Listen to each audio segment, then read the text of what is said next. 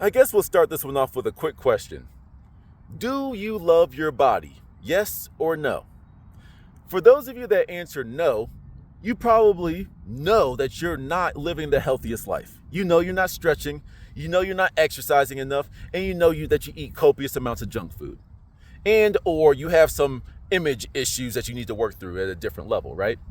But I'll give you some credit. You are actually further ahead than some people that say yes, they do love their bodies. Now, don't get me wrong. There are the people that say, yes, I love my body and I take care of it. You know, the fitness people, the health gurus, all that type of stuff. Cool. I'm talking about the people that don't know that you're lying to yourselves when you say you do love your body. Let's break it down like this. You have children. You got a mama or daddy. You got a brother or sister that you love. And whenever you can help them out, whenever you can give them something, you want to give them the best that you can possibly give them, don't you? Because you love them. Especially for those of y'all with dogs, you go get the fancy dog food. You get them fancy little clothes. You'll get them groomed and pampered and stuff. So why is it then that you love all of these external things, but when you are choosing to give that same catering to yourself, you choose not to do it? In all actuality, this thing that you say that you love so much, you voluntarily, whether consciously or unconsciously, punish it every single day. You see, if you truly loved it, you would give it the best. Let me give it to you like this, right? Some of you take care of your cars better than you take care of your own body. So the vehicle that's going to last you 10, well, hopefully more than 10 years, but 20, even 30 years, you'll take care of that better than the vessel that's supposed to take care of you for 80, 90, 100 years. You see what I'm saying? Does that make sense?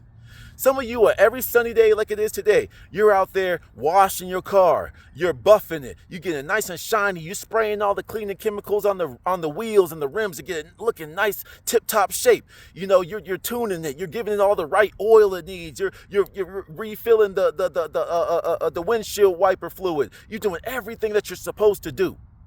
But when it comes to your own body, after doing all that for your car, you'll go in and go drink you a big-ass glass of whiskey. You know, you go eat some junk food. You'll go poison your body. That's your most important vehicle versus the one that you bought from a store. Your God-given gift you don't take care of, but the one that you got from the dealership you will. You see what I'm saying? That you see what I'm getting here? I know I'm being a little dramatic, but I'm trying to make a point. You feel me? You know, if you truly love something, you take care of it. And to take care of something, I want to do the best of my ability, which means you need to get out of your comfort zone and do some research on stuff. You know, your body is supposed to move. When you are sitting still, your body is moving. Your blood is flowing. And you need to make sure that it's your job that the blood continuously flows nice and easy. But what's happened is, due to our sedentary lifestyle, we have let the animal version, the carnal version, the lower version of ourselves dictate how we treat this vessel. The animal eats. That's what it does. I'm hungry, I eat. The human should say, well, wait a minute, what is it that we are eating? We need to make sure, hey, animal me, we need to make sure that we're getting the proper nourishment, right? Nutrition is a word that gets commonly overlooked. It's kind of like what Dick Gregory said. Dick Gregory, when he was explaining what he thought nourishment meant, he thought the original definition of nourishment was eating until you're full, basically. I'm no longer hungry, so I'm properly nourished, right? But then, as we all know, that's not the case. You can eat 10 pounds of Skittles. Are you nourished? No, you just flooded your body full of, well, it used to be like a gelatin byproduct, but they changed it to vegetable glycerin. But it is full of sugar and petroleum byproducts, and the food dye. You see what I'm saying? You just introduced a poison to your body, even though you love it. You gonna poison your mama? You love your mama, you gonna give her poison? Well, that's what some of y'all are doing these days. When you give your parents your favorite snack, when you give your kids a bag of Cheetos after their basketball game, you see, this is the world that we live in because we've been very much miseducated about health. Everything, damn near everything in the regular traditional grocery stores, you know, the Walmarts, Kroger's, Targets, King Super, Food Lions, whatever you got, if it's processed, it more than likely has preservatives in it. And then a lot of people say, well, what's the difference? Organic just costs more. It's a scam. No, organic means it doesn't have all the bullshit on it. It doesn't have the preservatives. It doesn't have the herbicides, the pesticides. We have been taught that the little dandelions that sprout up, we have been taught that those are weeds and need to be pulled up and thrown away. And if you want to get rid of them quicker, you spray it with a cancer-causing chemical called glyphosate, or as we know it, Roundup. But Roundup causes cancer. And these weeds, these herbicides, are sprayed on our food supply, and we're wondering why cancer rates are rising. They're at astronomical high levels. It's almost like we're eating the thing that's causing our ailments.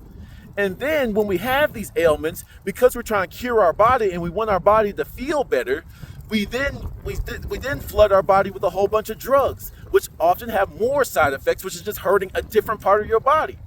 I think it was like I was in an environmental class in college. I can't remember. Environmental toxicology.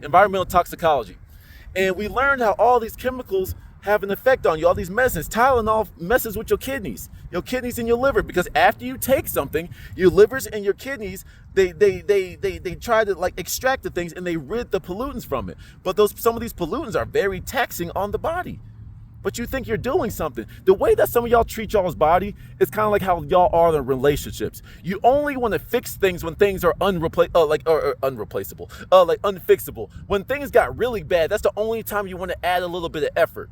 Some of y'all only care about your health. You only stop eating the sugary foods and the sugary drinks when something's really bad, when you get that super toothache. You get diagnosed with diabetes because you've been flooding your body with processed sugar, and now your pancreas doesn't provide insulin anymore. You see what I'm saying? Why is it that you need your body to scream at you and give you a heart attack, give you a stroke, make you lightheaded, make you faint, give itself cancer? That's the only time that you want to fix something. The best medicine is preventative. This is why you need to be more concerned with what's going in your gut. I'm just trying to let y'all know. I'm trying to put y'all on game. You say you love your body, then act like it. Till the next one.